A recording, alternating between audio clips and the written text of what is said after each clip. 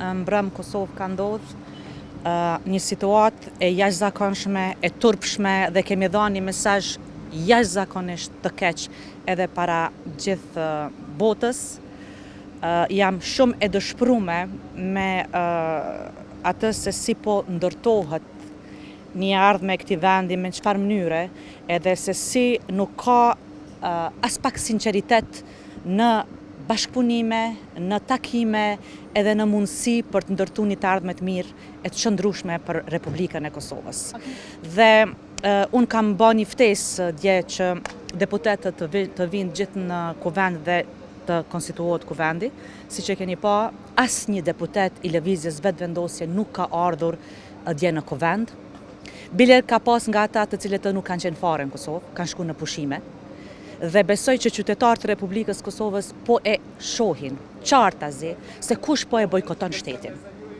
Dhe kush e ka qëllimin që nga baza, nga fillimi të bojkotoj institucionet dhe shtetin. Duhet të reflektojnë dhe të kuptojnë që tani kanë përgjegjësi shumë të madhe politike, sepse nuk janë më aktivistë të rrugës, por janë institucionalistë dhe duhet të sillen si institucionalistë dhe të marrin përgjegjësi për këtë vend. Sepse nuk do t'u afal Kosova. Nuk do t'u afalin as ata që sot nuk janë në mesin tonë. Dhe kanë dhënë shumë, janë flijuar për këtë vend. Dhe unë sot kam ardhur sepse jam ftuar nga kryetari i Lidhjes Demokratike të Kosovës në grupin parlamentar për të pas një mbledhje nga ora 10:30 dhe për të diskutuar vendimet e më tutjeshme të Lidhjes Demokratike të Kosovës. Lidhja Demokratike e Kosovës ka qenë dhe vazhdon të jetë konstruktive dhe gatshme për të bashkëpunuar me lëvizjen vetëvendosje për të ndërtuar institucionet qëndrueshme në Republikën e Kosovës.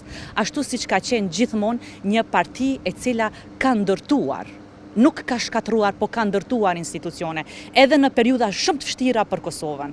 Prandaj unë mendoj që Lidhja Demokratike e Kosovës është duke e dhënë maksimumin e saj për të pas një shtet funksional dhe institucione funksionale. Më vjen keq që ne ka kohë që nuk jemi duke arritë si deputet ta kontrollojmë punën e qeverisë Republikës Kosovës. Dhe ky është dëmi më i madh që është i bë vendit, sepse ne nuk e dim se çfarë po ndodh në dikasteret qeveritare, sepse nuk jemi duke e përcjell, nuk po kemi mundësi ta luajmë rolin për cilin jemi mandatuar nga populli. Pra, e keqja më e madhe për momentin është sepse është një shqetësim se çka po fshihet pas, pse nuk po na lejohet neve si deputet ta bëjmë punën tonë si duhet, sa më parë që është e mundur, pse po vonohen këto mundësi.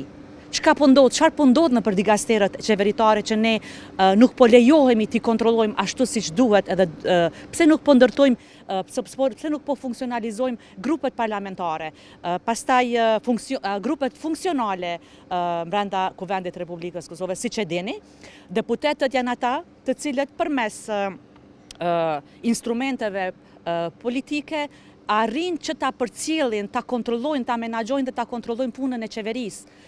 Pse kjo situatë e tillë? Kujt po i konvenon që mos të kontrollohet puna e qeverisë? Pse nuk duhet ta kontrollojmë ne si deputet? Jemi zgjedhur që ta kontrollojmë punën e qeverisë Republikës Kosovës. Çfarë po ndodh me ministritë? Me gjitha ato vendime që po mirën dhe ne jemi në heshtje, jemi si ta them, në një situatë tillë që nuk e dim çfarë po ndodh, sepse nuk po kemi qasje. E keni parasysh?